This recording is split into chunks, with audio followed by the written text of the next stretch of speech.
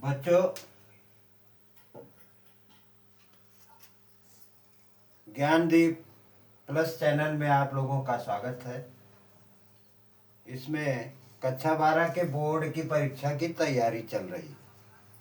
इस समय आप लोगों को मैं बोर्ड में क्या ज़्यादातर आया है वह बता रहा हूँ और उसका अनुवाद और उसका संदर्भ भी बता रहा हूँ। देखो, ये संस्कृत दिग्दर्शिका का परीक्षा प्रयोगी गद्यांश और पद्यांश है। देखो, आज भोजस्य औदार्यम का कुछ अंश जो परीक्षाओं में विशेष रूप से आया हुआ रहता है उसे हम आपको पढ़ाते हैं ताकि आप लोगों को परीक्षा में आने पर उसे लिख करके परीक्षा में पास करने का अवसर प्राप्त हो। राजा राजा शिव शिव इति उद्दीरयन् प्रत्यक्षरम लक्ष्यम दत्वा प्राह। राजा भोज ने, पहले इसका संदर्भ सुनिए बच्चों।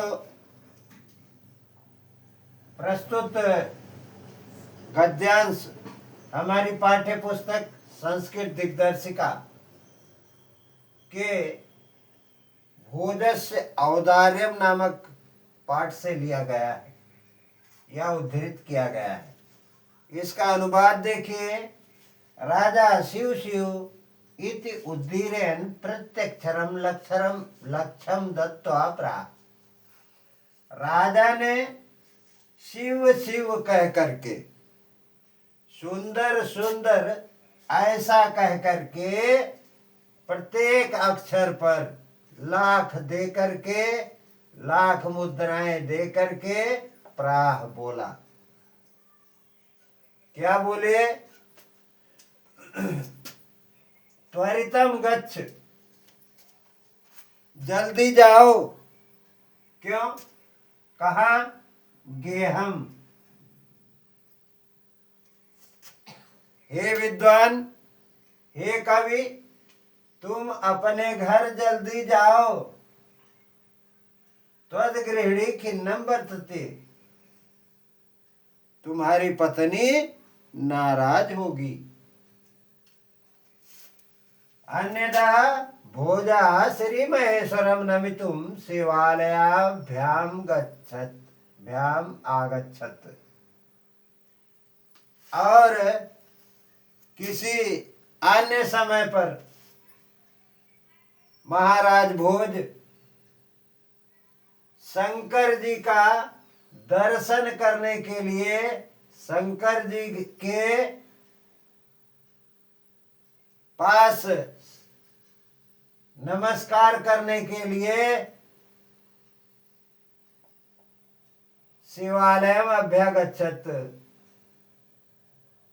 शिवालय जा रहे थे। तो क्या हुआ? तद कोऽपि ब्राह्मणः राजानम शिव सन्निग्धम प्राह देव। तो कोई ब्राह्मण राजा के पास आकर के, तो अब कोई ब्राह्मण राजा के पास शिव के निकट आकर बोला, देव महाराज, अर्धदानो वैरिणाम गिर्जार्ध शिवस्य हतम।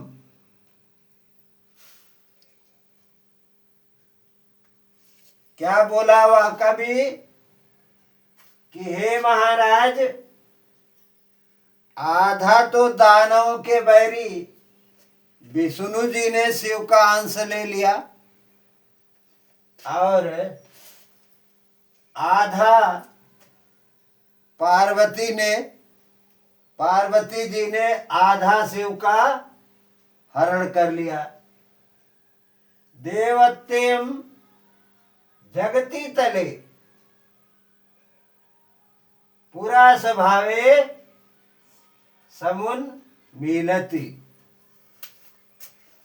कह रहे हैं कि आधा दानवों के बैरी विष्णु ने शिव का हरण कर लिया, यानी आधा भाग शंकर जी का दानवों के बैरी विष्णु जी ने हरण कर लिया, और आधा भाग जो बचा वह शिव की पत्नी अर्थात पार्वती जी ने हरण कर लिया। और इस प्रकार पृथ्वी पर शिव जी की कमी, यानी शिव की कमी से गंगा सागर में चंद्रकला, आकाश में तथा अब वह राजा को हंसाने के मूड में है। कभी वह कह रहा है कि देवत्यम जगती तले पुरास भावे समुन्मीलति, संसार में शिव की कमी हो गई है, इसलिए शिव के पास जाने के लिए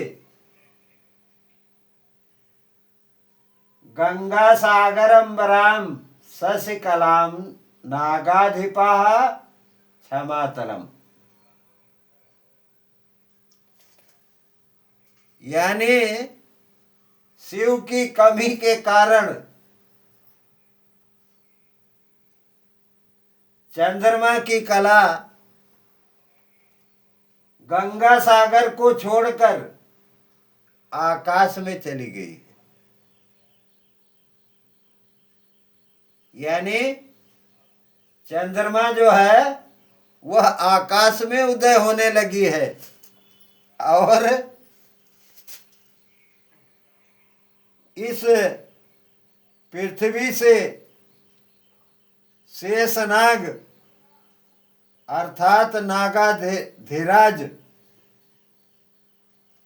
वह पृथ्वी के भाग में समा गए हैं, क्योंकि नागराज भी शिव के गले में ही विराजमान रहते हैं।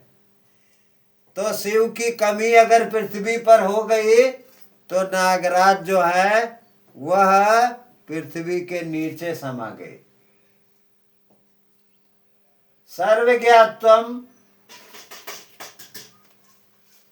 यानी सर्वज्ञात्वम धीर वस्तवम त्वाम माम भिक्षाटनम। कवि कहता है कि हे महाराज, जैसे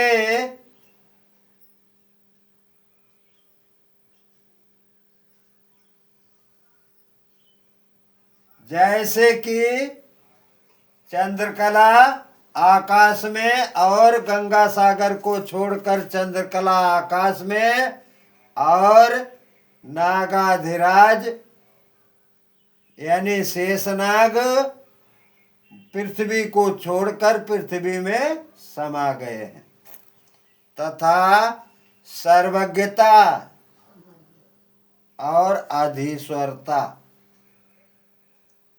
यह आप में आ गई है, और भिक्षा मांगना मुझ में आ गया है।